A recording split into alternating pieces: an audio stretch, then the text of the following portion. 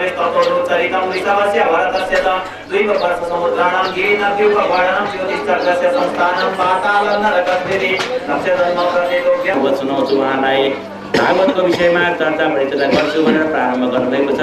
त्यसै क्रममा यो संसारमा फल पाइरहेका अनि सम्पूर्ण संसारमा डुबेका विषय वासनामा भुलेकाहरूको उद्धार कसरी हुन्छ भनेर सोध्नु भएको छ। र त्यसै क्रममा भगवान् श्रीकृष्ण प्रभु यो धरामा किन आउनुभयो, प्रभुले आएर संसारको भगवानको ध्यान लगाउनुपर्छ भनेर स्तुति गर्नुभएको थियो। अनि भयो त्यसै बेला भन्नुभएको छ जो व्यासले 17वटा पुराणहरू बनाउनु भयो, मनमा सन्तोष भएन, असन्तोष भएको अवस्थामा र दुःखी थिए। चतुर्मासमा ब्राह्मणहरूले खाएर बाँकी रहेका अन्न खाएर नै आफ्नो जीवनयापन गर्थे। र त्यसै क्रममा मेरो माता म 5 वर्षको मेरो भएको समयमा गाई दुन जाँदाखेरि सर्पले डसेर मर्नुभयो। त्यसपछि भने यो संसारमा म अनाथ भएँ, मेरो कोही पनि प्रभुलाई सम्झेर म मेरो संसारमा सारा भनेको प्रभु नै हुँदो रहेछ भन्ने मनमा विचार त गरेँ, तर प्रभुलाई बारम्बार खोज्ने प्रयत्न गरेँ, सम्भव भएन। नभइसकेपछि भविष्यवाणी भयो र हे बाबु तिमीले यो जन्मलाई देख्न सक्ने छैनौ, अर्को जन्ममा भने मेरो परम भक्त हुनेछौ, त्यसकारण बाँकी रहेको जिन्दगी पनि मलाई नै सम्झेर बिताइदिनु भनेर भन्नुभयो। र त्यसपछि भने मैले निरन्तर भगवानको स्तुति गर्न थालेँ र व्यासजी आज फेरि भगवानको कृपा र कम्पाले गर्दा यो जिन्दगी पाएको छु। म सदा सर्वदा भगवानकै नाम मन्त्रको उच्चारण गर्दै गर्दै नारायण नारायण जस्ता नामहरू भन्दै भन्दै हिँड्दछु भनेर नारदजीले बताइसकेपछि भने त्यहाँबाट व्यासजीलाई पनि ज्ञान आयो। अब भने मैले यसो विचार गरेँ, अहिलेसम्म धेरै कर्म गरेँ, वास्तवमा भगवानको लीला लेख्नै बिर्सेछु, भगवान सम्बन्धी कर्महरूको विषयमा लेख्नै बिर्सेछु र कलिका प्राणीको उद्धार गर्ने सहज छोटो बाटो देखाउने बिर्सेछु, जसर्थ त्यो कर्म गर्दछु भन्ने त मनमा विचार गरेर सरस्वती नदीतिर तटमा फर्केर बद्रिकाश्रम ब्रह्मा जहाँ साम्यक स्नान गरेको स्थान थियो, साम्यक स्नान गरेको स्थानमा बसेर अनि श्रीमद् भागवत महापुराण रचना गर्न थाल्नुभयो। रचना गर्ने क्रममा सबैभन्दा पहिला महाभारतको युद्ध प्रसङ्गबाट लिनुभएको छ, जुन समयमा दुर्योधनको घुँडा भाँचिएको थियो र भीमसेनको गदाले पीडित भएको थियो। त्यसै अवस्थामा अश्वत्थामाले दिनै दुर्योधनलाई सहयोग गर्नका निमित्त पञ्चपाण्डवको शिविरमा सुतिरहेका 5 जना छोराहरूका टाउको काटेर लिएर गएका अनि तिनै टाउकोलाई चाहिँ पञ्चपाण्डवको भनेर दिएका। यसका कारण दुर्योधन खुसी पनि भएको, दुःख पनि भएको। त्यसै क्रममा तिनै दुर्योधन पनि प्राण गएको। यो देखिसकेपछि अर्जुनले अत्यन्त रिस गरेर दुष्ट अश्वत्थामालाई मार्नका निमित्त जानुभएका र धेरै प्रयत्न गरेर समाउनुभएका र समाउँदाखेरि प्रेरणाद्वारा अर्जुनले फेरि ब्रह्मास्त्र प्रहार गर्नुभएको र यसरी ब्रह्मास्त्रलाई समन गर्नुभएको कथा पनि भनियो। त्यसपछि गएपछि अश्वत्थामालाई भने विभिन्न दण्ड दिएर गुरुपुत्र भएको नाताले प्राण हत्या चाहिँ नगरेर टाटे पाङ्ने बनाएर अनि देश निकाला गरिएको कथा प्रसङ्ग पनि हामीले जोडेका थियौँ। र जब त्यसरी भयो दुष्ट भई वंशमा रहेका धरोहर जुन उत्तरका गर्भमा आएका थिए, तिनी उत्तरमा गर्भमा आएका धरोहर रूपी जीवात्मालाई मार्नको लागि ब्रह्मास्त्र प्रहार गरेका।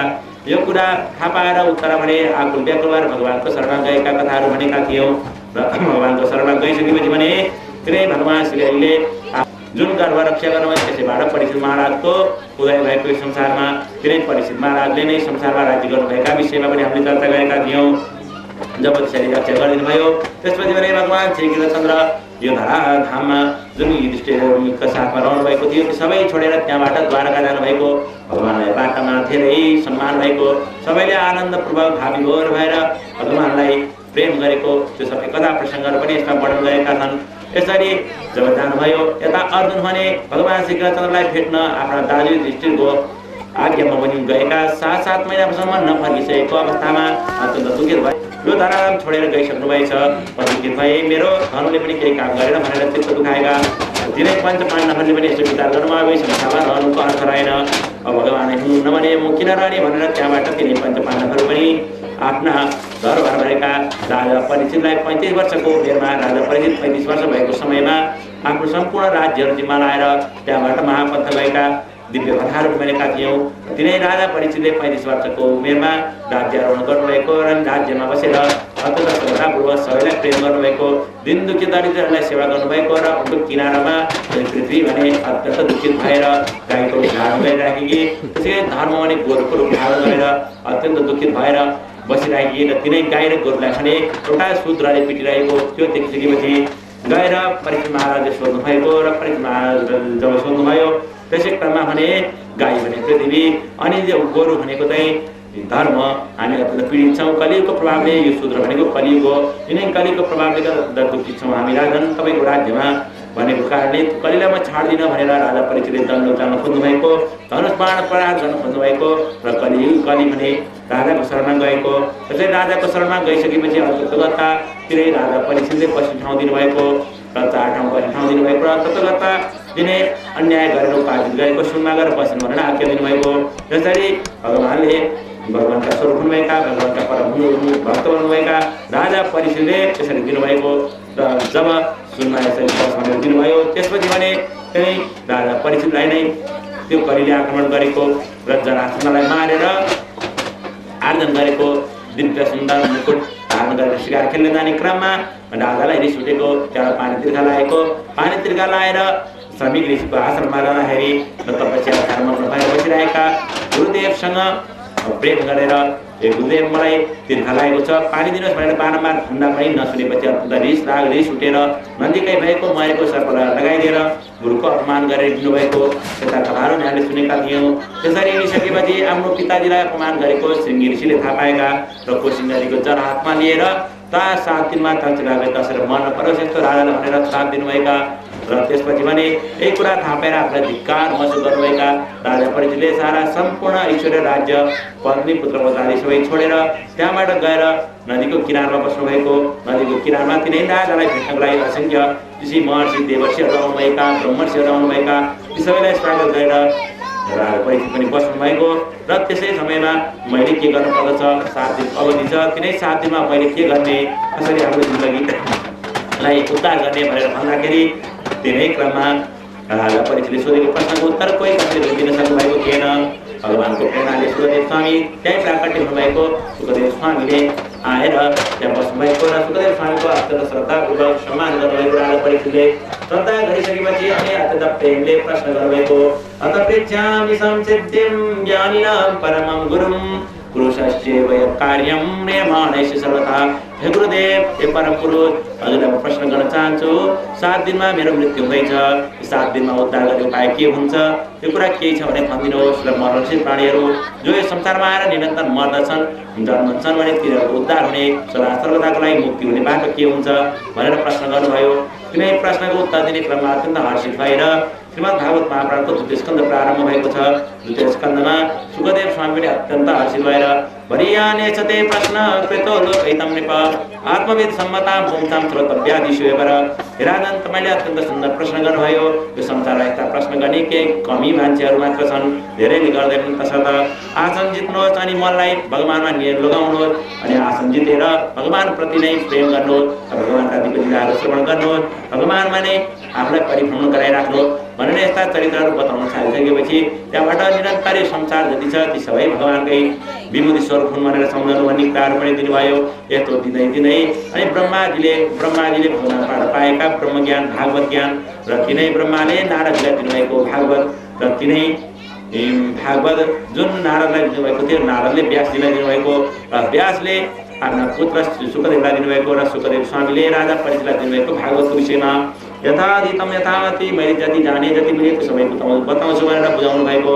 यथा दिव्य चरित्रहरू परिवर्तन गराउँदै अनि पुराण भागवत महापुराण हो, यसो 10 लक्षले युक्त छ भन्ने कुराहरू पनि भनिदिनु भयो। त्यसरी 2य स्कन्द पनि समापन गर्नुभएका। त्यसपछि 3य स्कन्दमा भने यो संसारको सृष्टि कसरी भएको थियो, ब्रह्माजीले कसरी सृष्टि गर्नुभयो र यसको स्थिति कसरी भयो, ती सम्पूर्ण कुराहरू फेरि विस्तारमा लगाइदिनु भएको थियो। 3य स्कन्दमा 3य स्कन्दको वर्णन गरिसकेपछि 4थ स्कन्दमा जानुभएको थियो र 4थ स्कन्दको कथाहरू श्रवण गराउने क्रममा अनि सती चरित्र महादेव पत्नी हुनुभएका सतीदेवीले कस्तो अवहेला भोग्नुभएको थियो, कस्तो घटना घटेको थियो, ती सबै कुराहरू पनि बताइदिनु भयो। अनि भगवानका परम भक्त हुनुभएका ध्रुव महाराजले यो संसारमा 5 वर्षको कलिले उमेरमा 6 महिनामै भगवानलाई प्राप्त गर्न सक्नुभएका र अकण्टक राज्य 36,000 वर्षसम्म संसारमा चाहिँ राज्य गर्नुभएको, तिनै राज्य गरेर संसारबाट ध्रुवलोक प्राप्त गरेका कथाहरू पनि हामीले भनेका थियौँ। यथा दिव्य चरित्रहरू र अन्य भगवानको प्रेरणाले तिनै ब्रह्माजीले 2 कुल 4 कुल भएका अनि त्यसै गरी पसिनाबाट उत्पन्न हुने जीवहरू त्यस्तै गरी जीव बिजनबाट उत्पन्न हुने जीवहरूको विषयमा पनि चर्चा गरिदिनु भएको र अनि त्यस्तै सालले पेरिएर संसारमा जन्मने प्राणीहरूको विषयमा पनि चर्चा गरिदिनु भएको अनि त्यसै अन्डाबाट जन्मने प्राणीहरूको विषयमा पनि चर्चा गरिदिनु भएका दिव्य कथाहरू पनि हामीले चतुस्कन्द अन्तर्गत पढेका थियौँ सुनेका थियौँ। त्यो कथामा पञ्चम स्कन्दमा गएपछि राजा परीक्षितले सोध्नु भएको र राजा परीक्षितको प्रश्नको उत्तरमा प्रेमत नाम गरेका राजा र तिनै राजाले संसारमा विभिन्न पहाड पर्वतहरू बनाउनुभएका श्रृङ्खलाहरू बनाउनुभएका नदीहरू ठाउँ ठाउँबाट बगेका द्वीप उपद्वीपहरू बनाउनु भएको जम्बुद्वीप लक्षद्वीप सालमलीद्वीप कुशद्वीप प्रञ्चद्वीप शाकद्वीप पुष्करद्वीप आदि गरेका द्वीपहरूको रचना भएका कथाहरू पनि भन्नुभएको थियो। तिनै प्रियव्रत राजाका छोरा ऋषभदेव भगवान हुनुभएको तिनैका धेरै सन्तानहरू भएका जसमध्येमा नवयोगेश्वर कवि हरि अन्तरिक्ष प्रबुद्ध पिपलायन आविर्होत्र शत्रुमिला चमस प्रभादन यस्ता नवयोगेश्वरहरूको विषयमा भने पछि 11 स्कन्दमा मात्र 7 औँ 2 दिन चर्चा गर्नुहुन्थ्यो। राजा भनेर बताउनु भएका यी कथाहरू पनि श्रवण गऱ्यौँ। अनि यसै गरी ऋषभदेव भगवानका छोरा हुनुभएका आगनिद्र तिनै आगनिद्रका फेरि छोरा हुनुभएका नाभि अनि तिनै नाभिका छोरा हुनुभएका भरत राजाले धेरै प्रयत्न गरेर भगवानलाई प्राप्त गर्नको लागि अत्यन्त आनन्दपूर्वक भगवानको सेवा गर्नुभएका र अन्तिम समयमा आएर यो परिवारप्रति आसक्ति हुन्छ भन्ने भावनाले गण्डकी नदीको किनारमा बसेर तपस्या गर्ने ध्यानमग्न हुने आसन बनाएर ध्यानमग्न भएर भगवानलाई सम्झने प्रयत्न गर्दा गर्दै त्यसै समयमा एउटा गर्भवती मृग आएर मृगको बच्चा पानीमा पर्दा तिनै मृगको बच्चालाई बचाउन खोज्दाखेरि आखिर अन्तिम समयमा आएर तिनै मृगमा आसक्त भएर मृग नै आफ्नो संसारमा मृग नै सबैभन्दा नजिकको इष्ट सम्झँदा मित्र सम्झँदा र सम्पूर्ण सर्वेश्वर भनेकै तिनै मृग भनेर सम्झँदा आखिर अन्तिम समयमा तिनै मृगलाई सम्झेर प्राण त्याग गर्न परेको। प्राण त्याग गरेर अर्को जन्म हुने कालन्जर प्रभातमा मृग भएर जन्मनु परेको र मृग भएर जन्मे पनि पूर्व जन्मको पुण्यको प्रतापले गर्दा आगो यिनै पाप कर्मले गर्दा मृगप्रति आसक्ति भएको कर्म कारणले गर्दा यो अवस्थामा आउनु परेको ज्ञान भएको कारणले त्यसै सुकेका पात पतिङहरू खाएर त्यो मृग शरीर पनि बहाइदिनु भएको जलमा बहाइदिनु भएको र त्यसपछि पुनर्को जड भरत भनेर जन्मनु भएको जड भरत भनेर मूर्ख जस्तो अवधूत वेश धारण गरेर सम्पूर्ण ज्ञान हुँदाहुँदै पनि केही ज्ञान नभएको जस्तो बनेर हिँड्नुभएको र आफ्ना परिवारमा सन्तानहरूले आफ्ना दाजुभाइहरूले बुवाआमाले धेरै हेला गर्दा पनि केही नभनिकन भगवानमा प्रेम लगाएर बस्नुभएका जड भरतको चरित्रहरू हामीले वर्णन गरेका थियौँ। तिनै जड भरतले जब त्यस्तो अवस्था परेको थियो त्यसपछि घरबाट निकाल्दाखेरि बाहिर स्वच्छन्द वितरण गर्न थाल्नुभएको थियो। एउटा चोरले लगाएर बलि दिने प्रयत्न पनि गरेको थियो। तिनै बलि दिने क्रममा माता भगवतीले नै तिनै जड भरतलाई पनि उद्धार गर्नुभएको थियो। यो कुराहरू पनि त्यहाँ वर्णन गरेका छन्। यसरी जड भरतको कल्याण भइसकेपछि त्यहाँबाट एकजना कपिलदेव भगवानका आश्रमका दिव्य ज्ञान प्राप्त गर्नुभएका कथाहरू पनि वर्णन गरेका थियौँ। त्यसपछि तिनै जड भरत पनि अवधूत वेश धारण गरेर सर्वत्र विचरण गर्दै हिँड्नुभएको र अन्तिम समयमा यज्ञाय धर्मपतये विधिनहि पुराय योगाय साग्य शिरसे प्रकृतेश्वराय नारायणाय हरये नमः तुदानमहासमृगतमपि यो समुदाचार यस्ता परम मन्त्र पढेर भगवान नारायणमय अन्त्य नारायण स्तुति गरेर यो संसारबाट उद्धार भएका कथाहरू पनि हामीले श्रवण गरेका थियौँ। त्यसपछि ग्रह नक्षत्रहरू भए सूर्य चन्द्रमा मङ्गल बुध बृहस्पति शनि राहु केतुले कस्ता कस्ता तरिकाले संसार विचरण गर्दछन् यो मनुष्यलाई प्रभाव पार्दछन् यो विषयमा पनि चर्चा गरेका थियौँ। यी कथाहरू पनि पञ्चम स्कन्द भागवतमा वर्णन गरेका छन्। त्यसपछि राजा परीक्षितले सोध्नुभएको प्रश्नको उत्तरमा नरक भन्ने विभिन्न लोकहरू पनि छन् जुन चाहिँ दक्षिणतिर समुद्रभन्दा माथि अन्तरिक्षभन्दा तल अत्यन्त सुन्दर त्यस्तो नरक स्थान छ जहाँ पापीहरू गरेर गएर दुःख भोग्दछन् भने पुण्यात्माहरू गएर भने सुख भोग्दछन्। त्यस्तो विश्वरूपलाई इन्द्रले आफ्नो पुरोहितको रूपमा वर्णन गरेको र तिनै विश्वरूपले नारायण कवचको श्रवण गराउनु भएको नारायण कवच श्रवण गराएर इन्द्रले विश्वविजय गरेका र अन्तिम समयमा आफ्ना दैत्यहरूको भान्जा हुनुभएका विश्वरूपले आफ्ना मामाहरूलाई केही स्वाहा गरेर हवन गरेर दिनुभएका यज्ञका यज्ञ अवशिष्ट चिजहरू दिएको थाहा पाएर इन्द्रले आफ्नै गुरुलाई मारेका र तिनै ब्रह्महत्याको प्रभावले गर्दा यो संसारमा धेरै समयसम्म दुखी भएर रहनु परेको र अन्तिम समय तिनै ब्रह्महत्या 4 भागमा विभाजन गरिदिएका कथाहरू पनि हामीले विषय चर्चा गरेका थियौँ। त्यसपछि भने इन्द्रसँग जब त्यस्तो भयो त्यसपछि वृत्रासुरसँग भएका युद्धहरू त्वष्टाले यज्ञ गरेर उपार्जन गरेका वृत्रासुरसँग कठोर युद्ध लडेको वृत्रासुरमा आध्यात्मिक प्रवृत्ति भएको र भगवानप्रति समर्पित भन्ने भावना भएको त्यो कसरी भयो भनेर प्रश्न गर्नुभएको थियो। राजा परीक्षितले तिनै प्रश्नको उत्तर दिने क्रममा तिनै प्रभुले संसारका सारा सम्पूर्ण प्राणीहरूलाई कल्याण गर्नुभएका प्रश्न विषयमा पनि चर्चा गरेका थियौँ र जब सूर्यवंशका राजाहरूको वर्णन भयो त्यसपछि भने राजा परीक्षितकै प्रश्नको उत्तर दिने क्रममा सुखदेव स्वामीले भने यता चन्द्रवंशको विषयमा वर्णन गर्न थाल्नुभएका चन्द्रवंशका विषयमा विशेष चर्चा गर्दै गर्दै धेरै याति सम्याति बियाति आदि गरेका राजाहरूको विषयमा चर्चा गर्नुभयो। यो गर्दै गएपछि यदुवंशीहरूको विषयमा पनि भन्दै जानुभयो र अन्तिम समयमा कथित वंशविस्तारहरू पनि हामीले श्रवण गरेका थियौँ। यो दिव्य चरित्रहरू श्रवण गर्ने क्रममा तिनै भगवान श्री कृष्ण प्रभुले गोवर्धन पर्वतको पूजा गर्नुभएको, आफै गोवर्धन पर्वतमा बस्नुभएको अनि गोवर्धन पर्वत नै आफैले उचाल्नु भएको 7 दिन 7 रातसम्म इन्द्रको मान भङ्ग गर्नका निमित्त भनेर गर्नुभएको जुन प्रभुको कर्म छ त्यसलाई पनि हामीले चर्चा परिचर्चा गरेका थियौँ। अन्तिम समयमा गोपिनीहरू बालबालहरूलाई पनि आश्चर्य लागेको, यी त साधारण मनुष्य होइनन्, पक्कै भएको भोलिपल्ट बिहान उठेर अनि आफ्नो कंस मामाको घर जान लाग्नु भएको, बाटामा आफ्ना स्वजन बन्धुबान्धवहरूले धेरै सेवा सत्कार गरेका र जाने क्रममा कंसको दरबारको मूल गेटमा रहेको कोला पिडनाम गरेको हात्तीसँग युद्ध लड्नु भएको। युद्ध लडेर त्यो हात्तीलाई सहजै गोवत्सन्य बालक जसरी बादशाहसँग बालकहरू खेल्दछन् गाईको बादशाहसँग, त्यस्तै गरी भगवानले पनि विशाल हात्तीसँग सहजै खेलेर सजिलै तरिकाले त्यसलाई परास्त गरिदिनु भएको र तिनै हात्तीको दाँत हातमा लिएर अत्यन्त सुन्दर शोभायमान भएर रङ्गमञ्चमा जानुभएको। रङ्गमञ्चमा गइसकेपछि सबैले आफ्ना स्वजन बन्धुबान्धवहरूले अत्यन्त आनन्दपूर्वक भगवान श्रीकृष्णचन्द्रको स्वागत गरेका भने दुष्टहरू भने साथ दौडेका यी कुराहरू पनि भनेका थियौँ। त्यसै क्रममा चाँडो मुष्टिकले मल्लयुद्धको लागि आग्रह गरेको, भगवानले म मल्लयुद्ध गरिदिनु भन्दाखेरि पनि नमानेर नतेरिसकेपछि भएका पछाडिँदाखेरि कंस पनि गएको। त्यसपछि भावधारा अश्रुधारा बहाउँदै भगवान श्रीकृष्णचन्द्र प्रभु आफ्नो माता सीतालाई हेर्नु गएको। भगवानलाई कंसलाई मारिसकेपछि अत्यन्त बढी स्वागत भएका कथाहरू पनि हामीले चर्चा गरेका थियौँ। त्यसपछि भगवान श्रीकृष्णचन्द्र प्रभु प्रभु जब त्यसको मन्दिरमा आएर भगवान श्रीकृष्ण प्रभुले उत्तर दिए आफ्नो प्रवासीहरूलाई सन्देश पुर्याउनुभएका कथाहरू पनि हामीले वर्णन गरेका थियौँ। र त्यसरी प्रत्येक विषयमा चर्चा गर्दै अगाडि बढ्दै जाँदाखेरि त्यहाँबाट भगवान श्रीकृष्णचन्द्रले भौमासुरलाई उद्धार गरेर भौमासुरले बन्धक बनाएका 16,100 कन्याहरूलाई आफ्नो पत्नीको रूपमा ग्रहण गर्नुभएको कथा पनि हामीले वर्णन गऱ्यौँ।